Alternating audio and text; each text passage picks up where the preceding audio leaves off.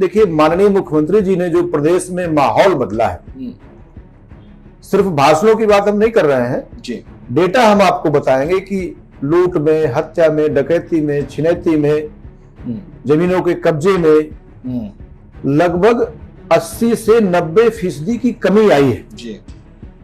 और एकमात्र कंपोनेंट है कि अगर हम लाइन ऑर्डर ठीक कर दें, लोगों के मन से भय को समाप्त कर दें जी, तो बहुत सारी चीजें अपने आप चल पड़ती हैं और मुख्यमंत्री ने वो किया है।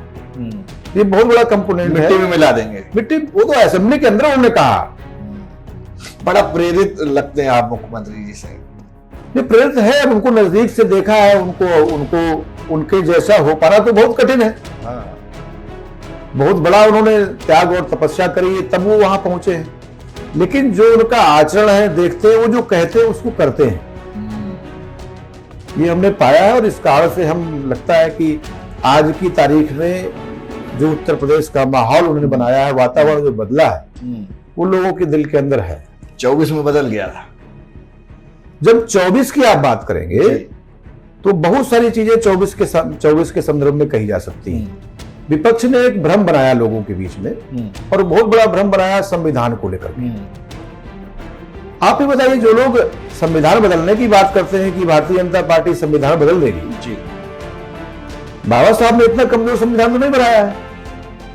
और अगर देखेंगे आप, संशोधनों की बात करेंगे, लगभग 106 संशोधन हुए हैं अभी तक जी। 106 संशोधनों में माननीय मोदी जी ने तो 8-9 ही किए हैं, सब तो कांग्रेस पार्टी ने किए हैं। और जो मोदी जी ने 9 किए हैं, वो चाहे महिला आरक्षण से संबंधित हो, चाहे अनुसूचित जाति के आरक्षण को बढ़ाने का समय हो, चाहे एनईपी वाला बात हो, तो इनको आप देखेंगे तो किस संदर्भ में वो परिवर्तन हुए हैं, समय के हिसाब से परिवर्तन जरूरी है। हुए हैं। और वो जो कर गए 90, उनको देखिएगा वो क्या क्या किया है कि कैसे किसी की तिजोरी भर सकते हैं, कैसे किसी का धन बचा सकते हैं, कैसे किसी का रजवाड़ा बचा सकते हैं। इसके संशोधन हुए से तो अंतर साफ है और वो पब्लिक देख रही है।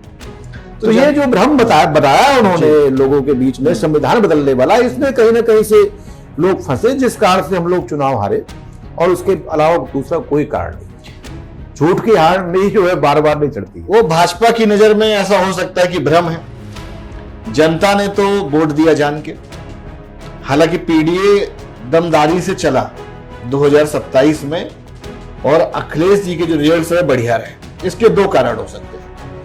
एक हो सकता है कि जो आपने कहा कि नैरेटिव गढ़ा गया संविधान बदलने का, उसका फायदा मिला, पहला।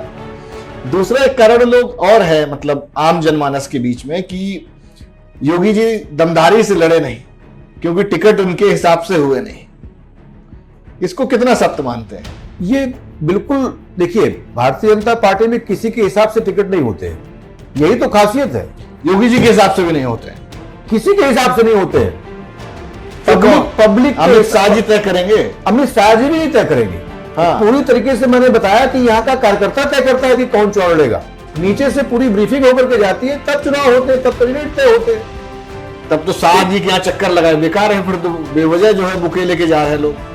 वो आप नैतिकता में तो किसी के यहाँ जाएंगे, हमारे नेता हैं तो मिलेंगे जुलेंगे उनसे, लेकिन टिकट तय करने का मैं तो नहीं गया था ना टिकट मांगने, लेकिन बीजेपी के एजेंडे में थे हम। टिकट मिला ना मुझे। ठीक बात, इसकी कहानी बताइए, टिकट कैसे मिला?